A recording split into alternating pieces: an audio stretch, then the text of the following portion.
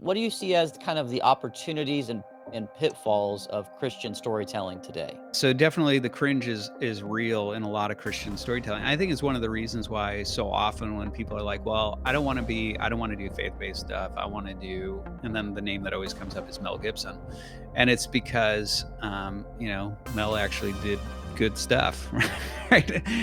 And yet it's still not branded faith-based. Like people don't think of I don't think anybody thinks of when they're like faith-based movies, right?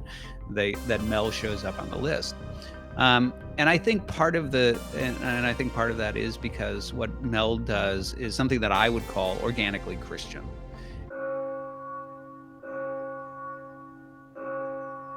I went to a conference on Tolkien with a lot of like scholars on him, and it was fascinating. One of the lecturers was the way that C.S. Lewis and J.R. Tolkien, the way that they were educated Mhm. was just so different than how people are educated today. I mean, Right. the way that they were learning Greek and Latin at such young ages and what they were reading is Mm. unbelievable. So you're producing these very deep people.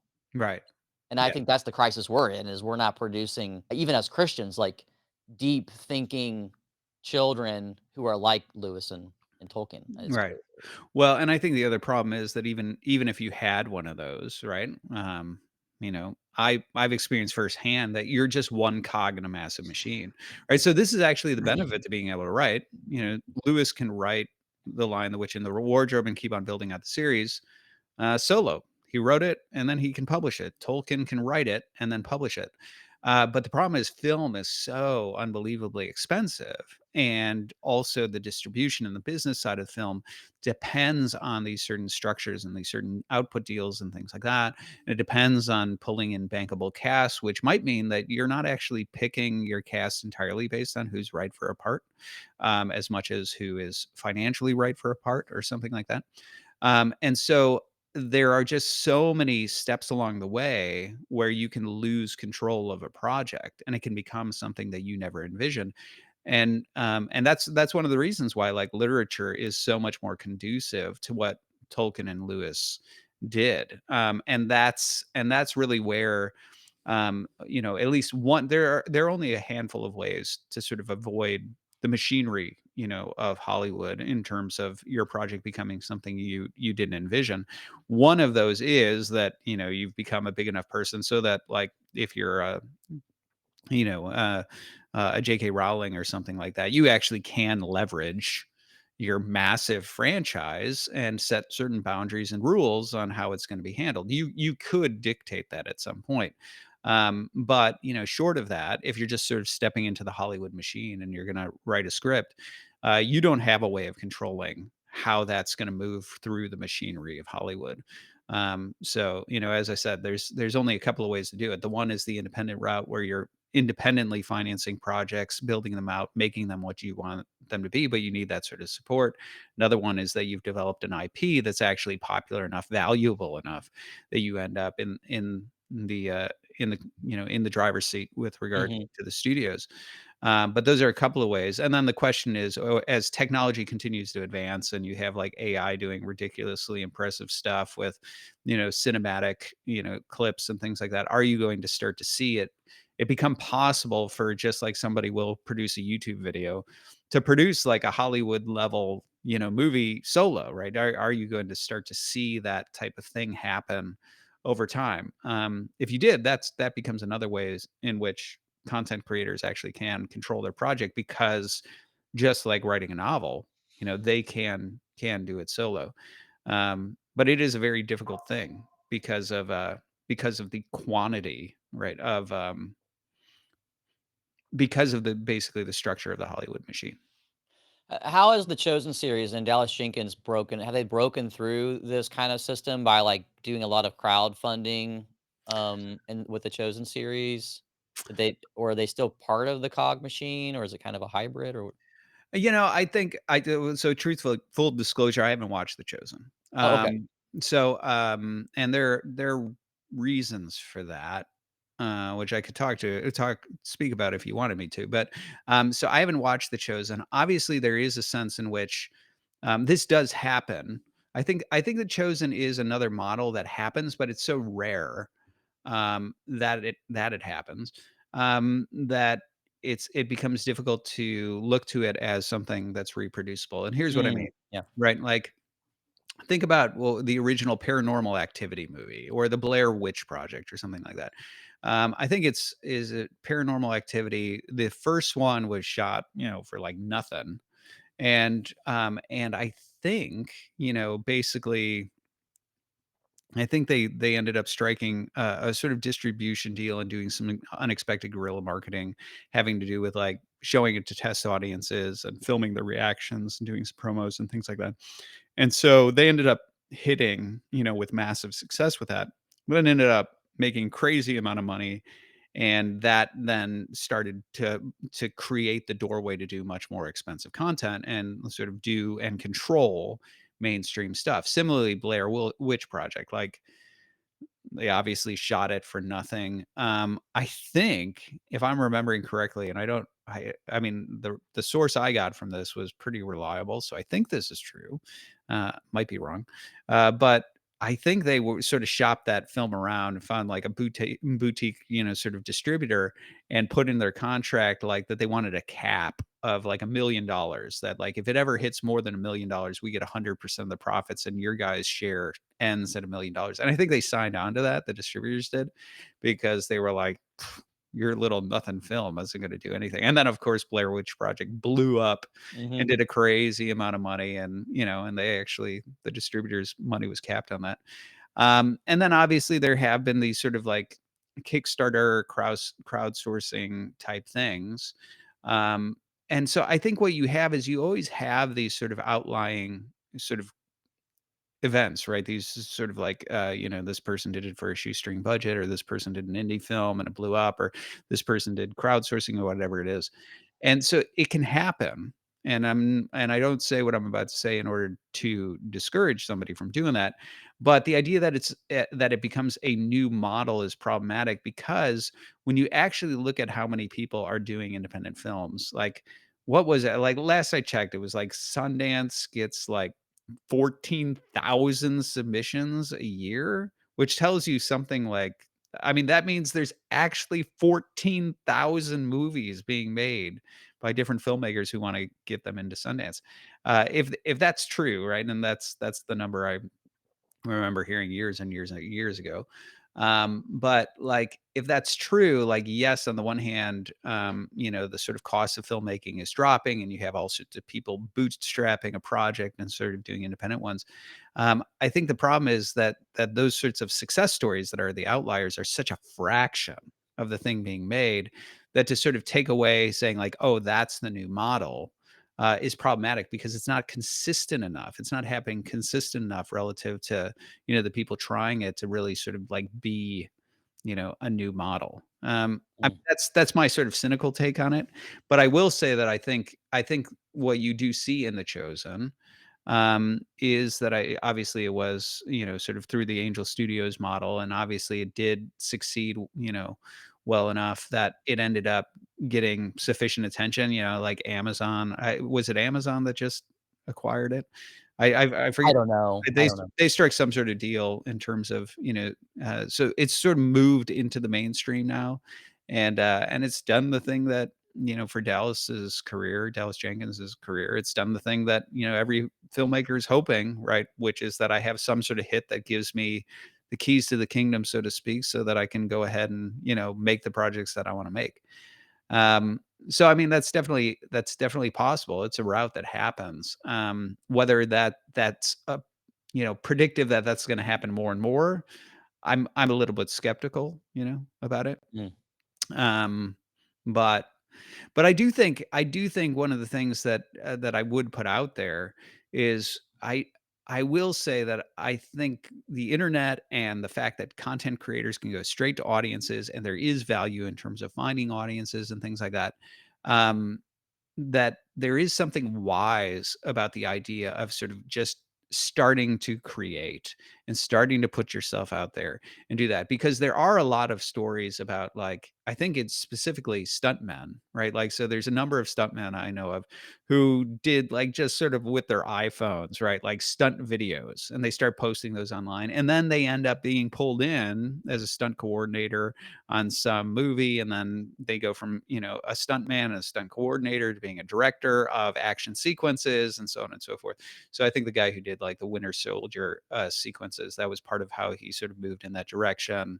And so like, so I think you do see things like that. I think you see, you have, what was it? I think, is it like Into the Spider-Verse, one of the Spider-Verse films, or is it Across the Spider-Verse? I can't remember. One of them has a Lego sequence.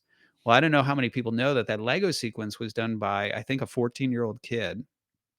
And the reason was because he was using Blender, right, which is this CGI program where you can do visual, like CGI type stuff and learn it at home and do it on your computer. And he ended up reproducing the Spider-Verse trailer in Lego form and putting it online. And the studio was so interested, they like, "Oh, this is so cool. We should find this team of visual effects artists to go ahead and do a Lego sequence for this next movie." And then they start to reach out and they realize it's a 14-year-old kid who did it by himself after school, on his computer. Mhm. And all of a sudden it's like, okay, well, we're still gonna hire you. And so he's working on a major, Hollywood production after school on his computer at home.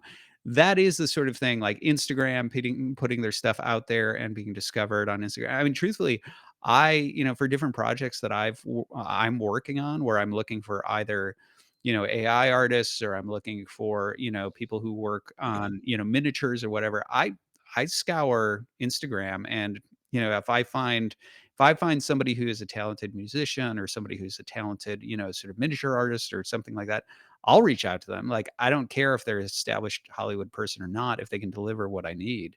And I'm always looking for, well, I'm just looking for somebody who can deliver what I'm looking for, right? It doesn't matter to me whether they're established or not. And so I do think that is the bigger trend that's happening in terms of people breaking through. Um, it's a very few number of people who will go ahead and crowdsource an entire television show, right? And then go ahead and make it, and it'll be, a phenomenon. But I think you do have a high number of stories of people who are like, "I'm just putting my stuff out there, my art out there. I'm putting my music out there. I'm putting my home action movie, stunts out there." And people are watching that and finding, I mean, like the guy who did, for what was it? Severance. Like the opening sequence for Severance was just like Ben Stiller, like, I think he found on Instagram this guy who was doing different, like, CGI type stuff that he was just posting on Instagram, and he liked it, and so he's like, "Let's hire that guy," like, Mhm. to do it. So I think that is becoming the more common thing, and this is where I would say that the best thing that storytellers and artists can do is, iteration.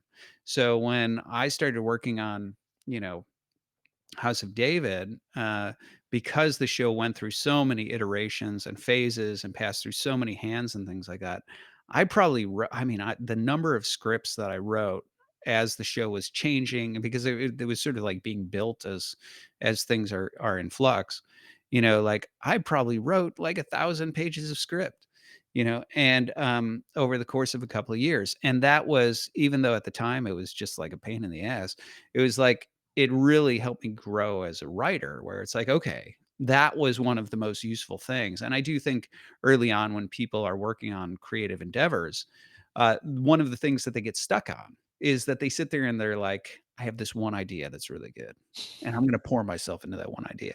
And what they don't realize is, once they've done like five more scripts, they'll go back and look at the script that they did that they thought was great with that one idea. And they're like, yeah, it needs some work. Yeah, it's the process. The process is so important. I think, Yeah. I don't know who mentioned it, but you gotta I mean, even when you're writing a book, it's like you're writing like 50 drafts and just completely, that's small, but, you're just completely writing it over and over and over again, and then you finally publish it, and then 10 years later, you don't even like the book anymore, That's right. Right, and because that's why I'm saying, like, the iterative process and actually putting it out there to see what people are liking and to get feedback and to keep on, like, putting it out to the public and things like that. I think that's actually the more useful thing that's opened up right now, because you start to do that, you start to find that people are like, you find your audience, right? You find people who like what you're doing. The iterative process is refining you, and hypothetically, there are a lot more stories, I think, of people being discovered sort of through just the fact that you can put it out there. You publish it yourself, put Yeah. it out there to the world. I don't know if you have time for, like, 2 more questions. Sure. One is what do you see as kind of the opportunities and pitfalls of Christian storytelling today? You know, which is becoming kind of popular. You got, like, I Mhm. think you mentioned maybe Mary of Netflix, that show, and, Yeah, I did in it. one an episode, but what are some of the, like, opportunities, pitfalls, and avoiding cringe? You know, I Yeah, grew up evangelical, so I experienced a lot of cringe media. yeah, Which I think did it do some good? Yeah, but it also may have repelled me from Christianity later, so it's kind absolutely. of a double-edged sword there. Absolutely. Yeah, so definitely the cringe is real in a lot of Christian storytelling. I think it's one of the reasons why so often when people are like, "Well, I don't want to do faith-based stuff. I want to do," and then the name that always comes up is Mel Gibson. And it's because, Mel actually did good stuff, right? And yet it's still not branded faith-based. Like, people don't think of I don't think anybody thinks of when they're like faith-based movies, right? That Mel shows up on the list. And I think part of I think part of that is because what Mel does is something that I would call organically Christian. And so what I like to do, and this goes to a criticism that I have of the way Hollywood approaches things. I've mentioned on my own show, like I've talked about what's called Hollywood taxidermy, which is that's the way in which I describe what happens when it's like, well, we're going to buy somebody's IP, right? It's living, it's thriving, an audience loves it, and so it has value. So let's buy it, and then let's kill it, and then let's gut it, and then Like on let's the lab table, like, just, like, right. dice it up, yeah. That's right, and then let's stuff it with whatever we wanna stuff it with, which is all my agendas, all my characters, and really, there's a sense in which what's happening in that is it's like, well, you're not really telling Tolkien's story, are you? Right? You're telling the story you wanna tell, but it's wearing Tolkien's skin Yeah, around, like and a so zombie, like yeah, a yeah. it's pretty gross, right? Yeah, And it so is, I can't yeah, yeah. yeah, and so that's the thing there where it's like I think Hollywood does that a lot, where what they're doing is you have, creators, you have writers, you have people who want to tell the story that they want to tell. They want to say the things they want to say, but we need a vehicle to sell tickets or to get people to tune in.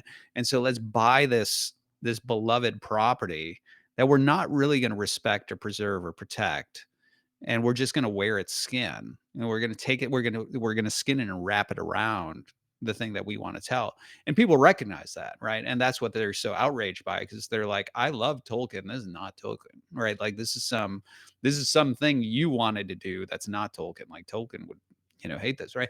And that's the sort of thing that Hollywood that's what I call Hollywood taxidermy. So, yes. So I think that's a real peril. So in terms of I think that goes to part of the perils with Hollywood, and it's something that I've obviously already talked about, which is recognizing that, if you just sort of step into the Hollywood machine as like one writer on a show, you are not going to be able to control what that show turns into, because you're going to be thrown in with a bunch of different writers. You're going to be getting notes from studio execs.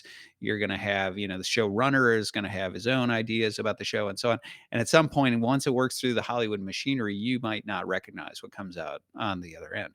And so those are sort of the perils there. And you could say like, well, I hope that maybe a movie I would have more control. Well, depends, right? If you wrote it and directed it, you might, but still at the end of the day, like, the studio is gonna have final cut, they're gonna come in with notes. You have a big name actor who you need to keep happy. That big name actor is gonna have their own notes and their ideas, and at some point, again, it might be a smaller machine, might be fewer hands that it passes through, but it is a very real machine that is gonna pass through, and it becomes harder to control it. And that's one of the reasons why I mentioned sort of like independent financing of projects, or there are certain ways to try to guard against that, but they're very difficult, right? They're very difficult.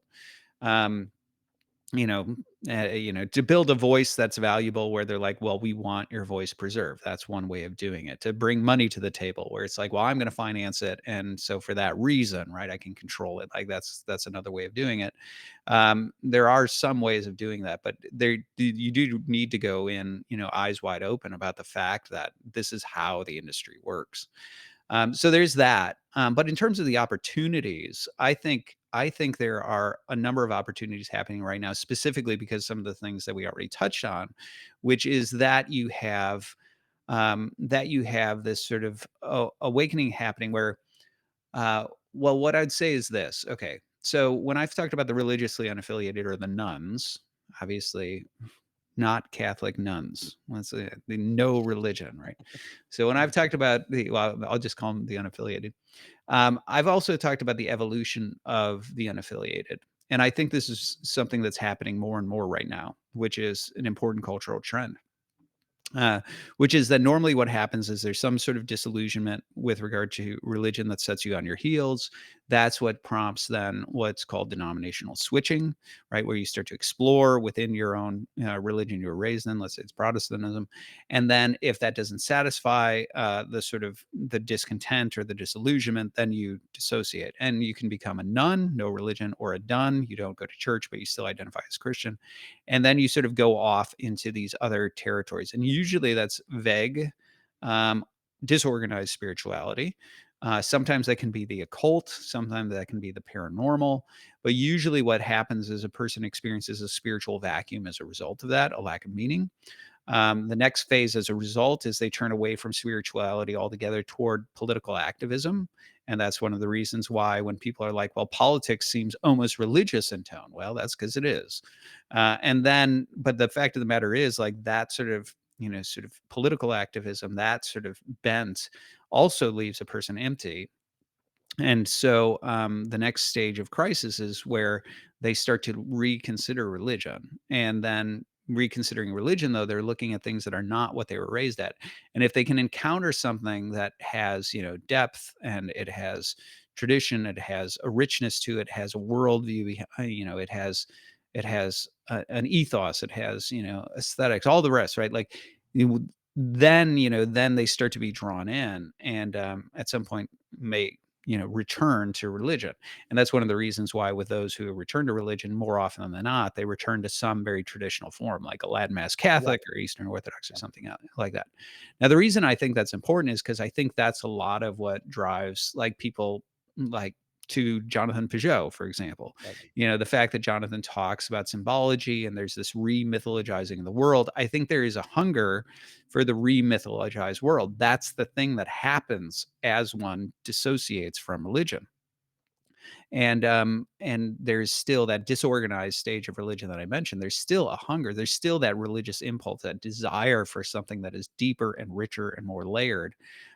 They just have sort of given up on finding it in whatever they were raised in.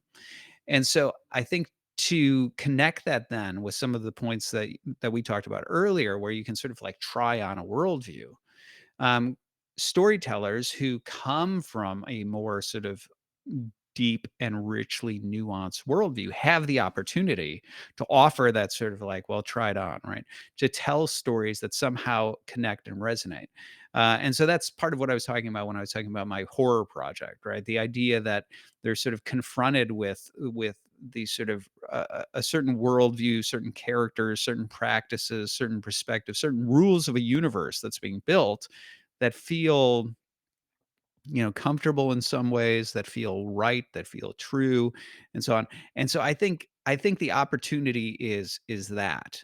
Mm, Now the mhm. question is, like, what differentiates that from the cringe, right? And you are correct that, like, faith-based filmmaking is synonymous with cringe.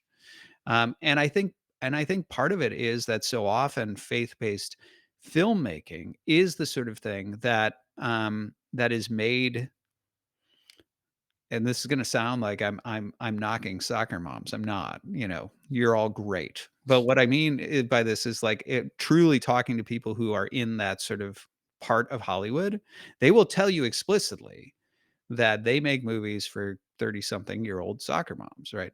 And that's one of the reasons why they have to avoid certain, they can't get too dark, they can't get too edgy. This is why mom's gonna gather the family to watch this and dad's kind of like, "Ugh, when is this gonna be over?" Right? Like, it's made for a very specific demographic, that is at least a reliable sort of ticket buyer, so to speak. And so for that reason, whenever, you try to step out of that mold and do what Mel Gibson does, that's where Hollywood gets really anxious. And it's true. I've run into this, right? Like, I've had conversations now that I've done House of David, and, because I was working on that, and because, like, you know, basically, I wanted to push, on the edge of its success. I met with different, like, managers and things like that. I really wanted to push, saying like, "Guys, there is a much bigger sort of audience if you take this to the place Mel Gibson takes these stories," right? And what's interesting to me is, like, I would literally in those meetings be told, like, I just don't think that's what Hollywood, well, I don't think that's what America wants," right? Like, America wants the sort of, like, more watered down, the more, like, family friendly, the softer edge sort of thing. And I'm like, how do you how can you think that given the success of The Passion of the Christ? Like, there's a reason why, like, and I think the answer is that Hollywood doesn't know Christians, it doesn't know this audience. But this is the thing, like, Hollywood tries to play it safe. And so the thing is, like, a phenomenon like Mel Gibson, right, in The Passion, I would say, is something that stands out as an outlier. And I would point to it as saying, and it's proof that you can go there when telling these sorts of stories and have wild success. But the problem is Hollywood looks at these sort of more base hits, so to speak, where it's like, well, but if we just appeal to evangelicals, at least they'll show up, and that justifies the financial model. And so they prefer to stay in that safe zone. So I think this is all of this is to say is I think that's part of the mechanism by which you end up with the cringe, right? The Wise Phone 2, which I currently use as my phone. It's an amazing phone that helps you not doom scroll or be addicted to social media and other vices because it doesn't have a web browser, but it does function like a phone. You can call, you can text, you can take pictures, you can do videos. It even has apps like Uber and Lyft. You can order food, maps to get around town, all the things that you kind of need in this modern life. While at the same time, being able to have a boundary between you and work or you and distractions. So you can be more present with your family, with your kids, with your spouse, whomever. This has been a very freeing experience for me to have the Wise Phone 2. Again, you can get $40 off through my discount code KING today. Is that mechanism in Hollywood where they're like, "I don't wanna risk." I don't know, like, Passion's really dark, man. Like, I don't, like, I think the Hollywood machine wants to dial it back. They want to, like, let's get rid of, it's all the things I talked about that, is their instinct, which I think is wrong, right? To say, like, let's shave out some of these layers. That's too sophisticated, that's too deep. We've gotta dial back the dark, right? They can't handle that sort of thing. Let's also get rid of the esoteric stuff because we really need identifiable stuff, right? We need to make these characters more relatable. And those are the sorts of instincts that Hollywood has in terms of how they approach these types of these stories that I think is the real peril of trying to tell, you know, trying to be, say, a Dostoevsky, Yeah. in today's sort of studio system. Because when you combine the fact that Hollywood's instinct is to do all those things, shave off all the edges, make it less dark, make the characters more relatable, pull out the nuance, because they're doing those things that are what, water it down, and are what start to lead you into cringe territory, Mhm. right? Because that's the instinct of the studio, and you're also just like one small cog in a massive machine. It's hard to prevent them from doing that. So that's the peril side. But I do think the irony is, the opportunity is the fact that I think all, then this goes again to where we started, which is talking about the fact that I think I think the sort of explosion of podcasts and the sorts of things that people are listening to says that audiences want and are ready for things that are much more deeply layered, that Right. are much darker, that explore the more esoteric, that disrupt their worldview, that are not fully relatable, but make them rethink how they see the world and things like that. So I think on the one hand, that the tension that you're experiencing is that you have the tension of, on the one hand, the common wisdom of Hollywood, which creates the perils and which is conducive to cringe. On the other hand, the opportunity is there is an audience, and I think, if you go here, right, if you go to the place that Hollywood doesn't think, Americans wanna go, um, if you go there, I think you are primed to have, like, wild outside success, Stranger Things level success. So the question is just, and I don't have the answer to this, right? I'm exploring all my own ways to try to Mhm. overcome this, is that those 2 things are diametrically opposed, right? This opportunity to push it through the Hollywood system is feels near impossible at times because of the way the machinery works and what its instincts are, which want to grind up and take out everything that is the lifeblood of the types of stories that are the opportune moment, right? Like right now, that those are the ones that could be told. So that's the good news, bad news of it. Yeah, yeah, yeah. Your comments about podcasting are interesting to me, how they're in some ways, it's changing America, and it's also changing it's making Hollywood more aware of what can, be Mhm. successful because you're Yeah. actually seeing real numbers show up in all this Mhm. data. Yeah.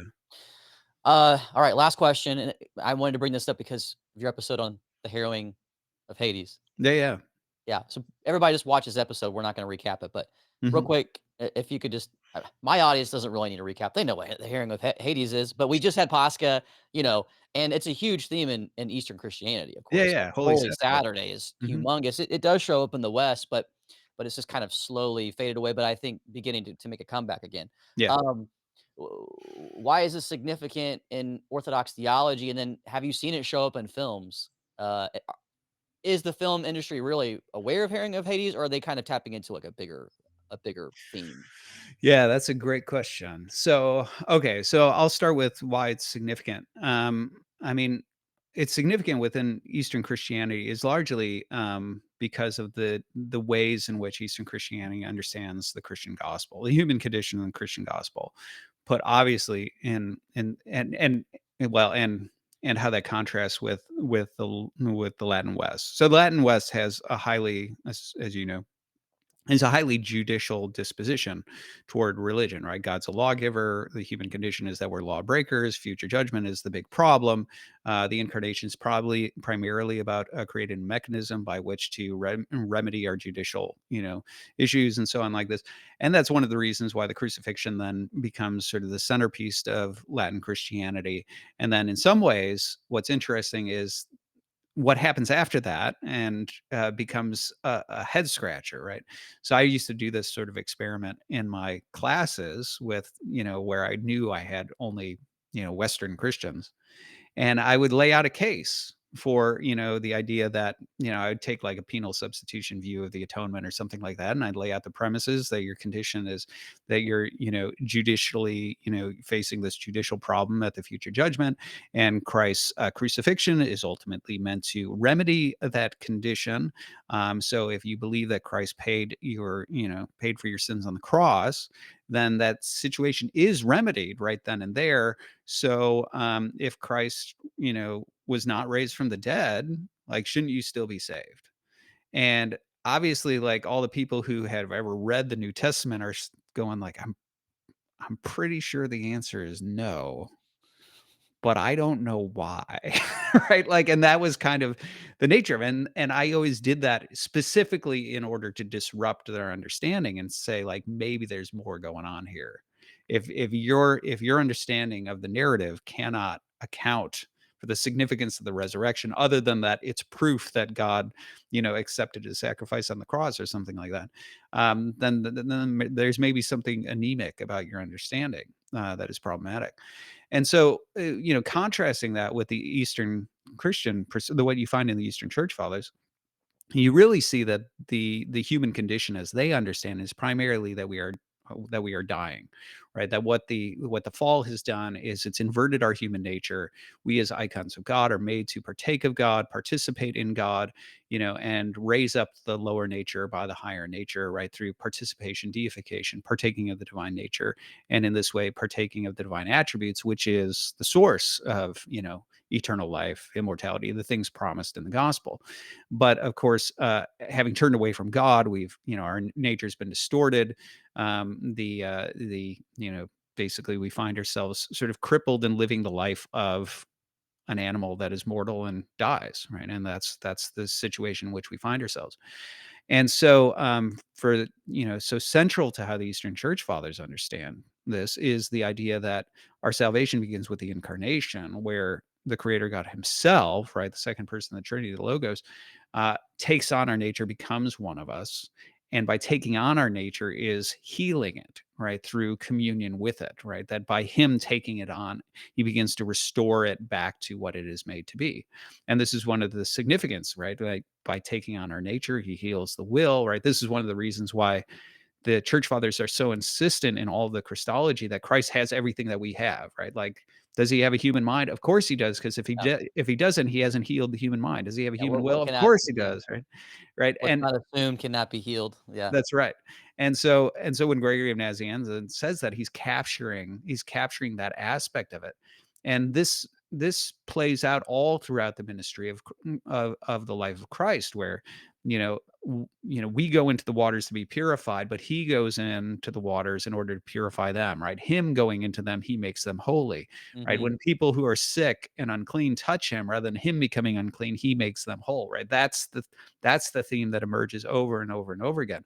And what you see is, you see this even in the crucifixion, the descent into Hades, and ultimately in the resurrection. So, while there are all sorts of different things said about, the crucifixion of Christ, right? The fish hook theory of Gregory of Nyssa and things like that. One of the things you also see here is this reiteration of, purifying of the air. So Saint Athanasius and Mhm. his On the Mhm. Incarnation talks about when Christ is lifted up into the air, meaning crucified. That's the thing that shows up in all the hymnody about the demons are cast down, right? Yeah. Because they dwell in the air, right? The demons are the dwellers of the air. And so as He's lifted up, just as when He goes into the waters, right? The waters are made holy. So when He's lifted up, the demons are cast down. And with this, there's the insistence that as He then gives up His spirit and goes into the realm of the dead, right? Which, you don't have to believe that Hades is a subterranean region beneath your feet. Philo of Alexandria certainly he didn't. Yeah, Uh, you know, maybe like another dimension or something is a good right. way for Well, people to think. The upside down or I don't know. right. Or just think of it in the sense that you stepped outside of your body. Well, where are you? You're in the realm of the Yeah. dead, right? That's what I normally say is, like, you're immediately in Hades the moment you die, That's right. and so everyone has to be liberated from Hades. That's right. That's right. And so just like everything else, Christ in entering Hades, He who is life Himself, as He steps into that, just like He purifies the waters, He purifies the air, He purifies the unclean, as He steps in there, right? He who has life in Himself, who is incorrupt, ends up overturning or purifying the place of corruption. And that's the liberation Mhm. of the dead from the realm of Hades. And so that's one of the reasons what's celebrated, on Holy Saturday, is obviously we have there's the one homily that's oftentimes read on Holy Saturday about, Christ going and finding Adam and starting by talking about all the sort of inverted imageries of, Him reaching out and taking from a tree and me being hung on a tree, right? They go through all those sorts of images, Eve taken from his side, the spear piercing his side, and all that, as he goes to rescue Adam, and then with Adam, all of his progeny. And so the idea here is, of course, that, is that Hades has held men captive, and the Eastern Fathers talk about part of how they understand when Christ talks about you can't, sort of rob a strong man unless you first bind him, right? There is this insistence that, well, the strong man is Satan, who has held men captive by death, Mhm. and Christ has now bound the strong man and is ransacking his house by going into it and bringing life. He who is life, right? Bringing that life, uh, to the realm of the dead. And that's, of course, comes through in John Chrysostom's Paschal homily, where he talks about Hades itself being vexed because it took in a body and encountered God, right? It took in the visible and encountered the invisible, all these sorts of things, until it basically vomits up the dead, so to speak. And I reference it in that letter, but I love in the Gospel of Nicodemus, which is obviously not scripture, but is nonetheless an early Christian text. Oh, yeah, it's all Uh, related to all those ancient liturgical texts, like, it ends up in the liturgy, That's right. or in the liturgy first, they're all kind of swirling together, so Yeah, but the conversation between Hades and the devil, right, mhm. where the devil's trying to prep Ha and here Hades is envisioned, as a sentient being who swallows men and holds them within him, and he's asking him, telling him to prepare himself to receive this Jesus, and he's like, "Is this the same Jesus who has robbed me of other men?" Lazarus, And yeah. yeah, and he's like, "It is the same Jesus." And he's like, "I implore you by your might and my mind, do not bring this man to me." It's such a great scene. And so anyway, and so that's where the resurrection of Christ is not just some like God saying, "Yep, he was who I was saying, and now I've accepted his payment on the cross."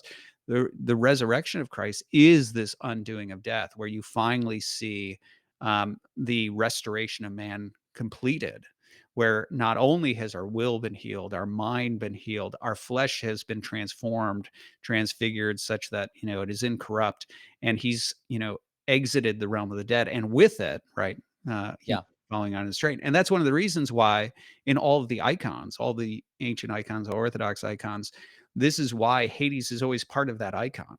And so whether it's, the gaping hole, which is, yeah, it's the tomb, but there's a reason why it's empty with a bunch of broken chains and bones down there. And why sometimes there's a strong man bound up who looks awful lot like the devil down there, and then all of the saints are out there with him. It's because that is the theme, right? It's not just that right. he's raising himself, but he's raising humanity with him as he bursts Hades and brings life to the dead.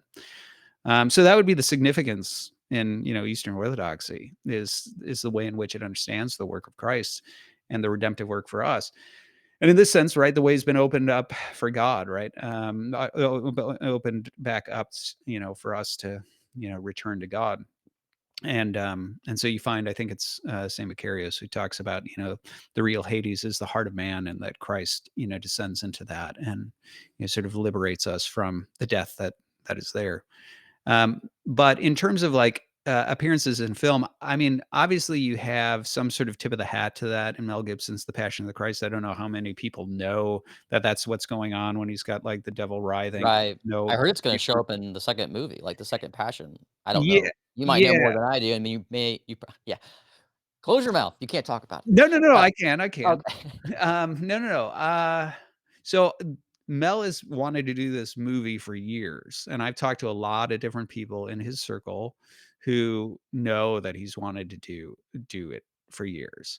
Now, I think the thing is, like, this is where I love Mel's work. I'm a little nervous about it, like partially because I think there are significant differences between East and West on the harrowing of Hades, the very fact that in the West it's always referred to as the harrowing of hell, and hell and Hades are different in the biblical text and in the liturgical text, even though translators oftentimes use them interchangeably, unfortunately.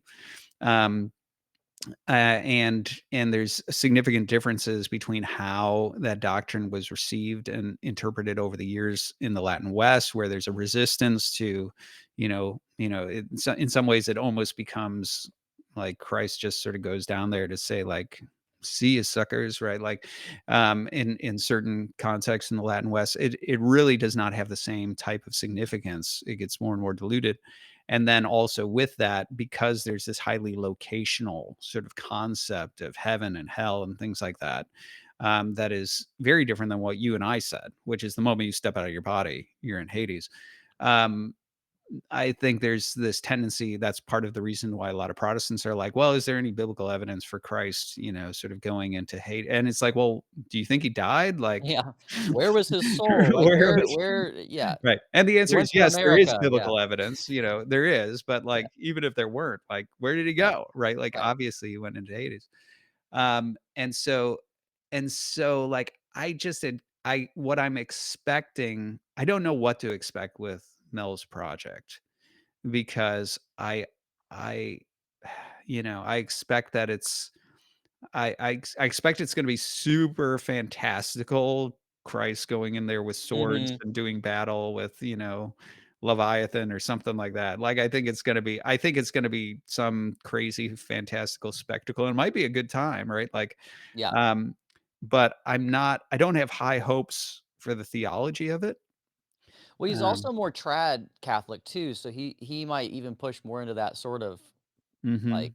like, more that you would find with that. I mean, when you look at kind of more of the newer Catholic scholars over the last 50 years, they might try to go more in the kind of the Eastern direction a little bit more than they were. Yeah. But with him being from that more background, it's just hard to say. I don't know what's gonna happen. Yeah, It's we'll true. find out. Yeah, I mean, it is true, and I don't know what to expect. There's certain projects that sometimes I get wind of or come across my desk, like in my episode on the Mary movie, I got that script long before Mm, Netflix made it, mm, mhm. and I have an episode on my podcast where I talk about it and I critique it, and I talk about storytelling.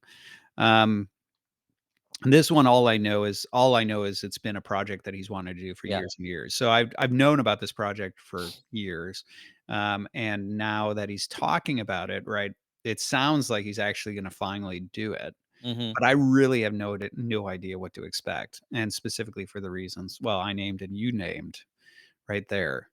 Um, so Let me ask you yeah, about Stranger Things. 11, so 11, like, is it season 4? I don't know. She's, like, goes into the Upside Down in many ways to, like, defeat, you know, right.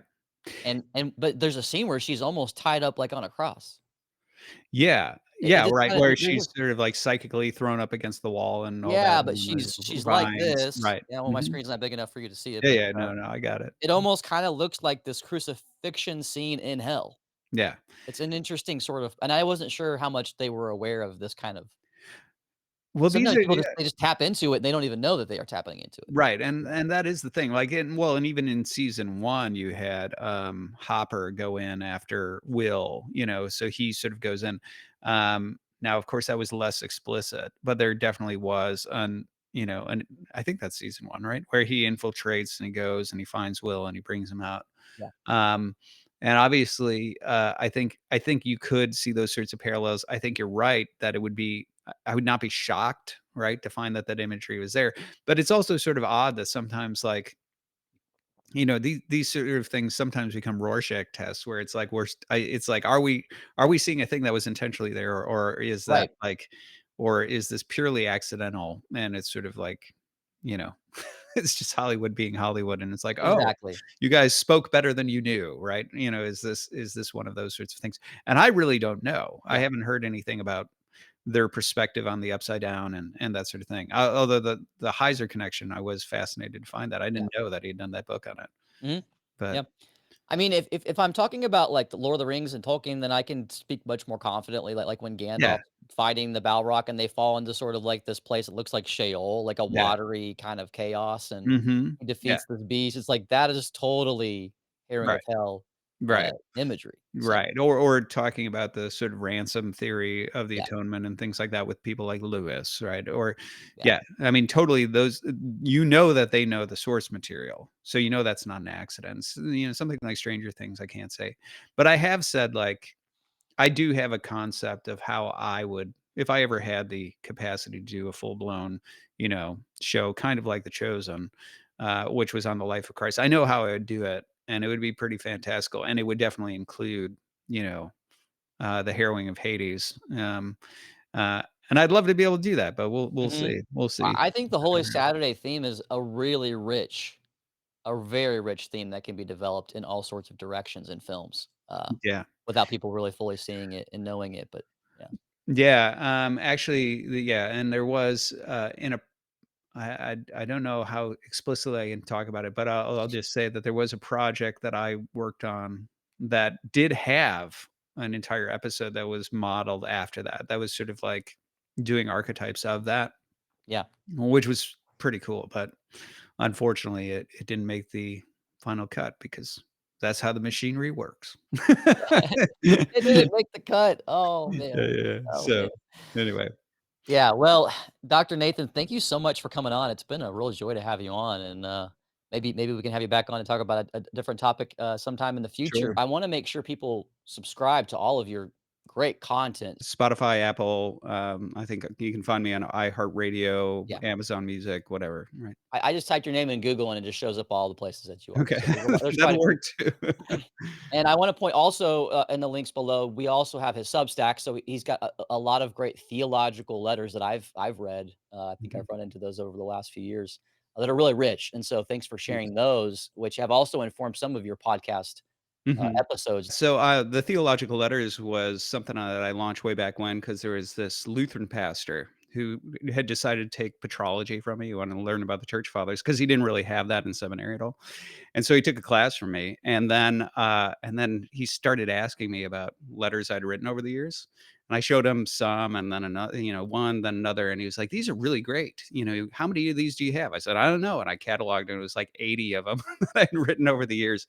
He's like, "You should publish those." I was like, "Where? What publisher?" He's like, "There's this thing called the internet where you can just like put it out there." So anyway, that was the origin of that. But yeah, and then there's an intersect, like you said, with YouTube. Whenever I take like, let's say, a week off or something like Pascha, I'll go ahead and oftentimes I'll share a theological letter, an audio version of that. So, yeah, so those have shown up on the YouTube channel as well. Keep up the great work. Really Thanks. I appreciate appreciating it, guys. Don't forget to subscribe to all the links, all it. of his Yeah. great content, and, be great to have you back on. Thanks. I appreciate it. Thanks for having me. Yep, and, guys, again, subscribe to his. Don't forget to subscribe and definitely share this episode. Right now, it's just for my YouTube members, but, it's gonna be shared and made free here soon, so definitely, do that far and wide, and, maybe you've been inspired during this episode to be a writer, get into film, but first, of course, always dive in deeper and getting to know our Lord and the grand story, and that will inform all these little mini stories that we're writing. Yeah. Alright, we'll see you guys next time. God bless. Bye-bye.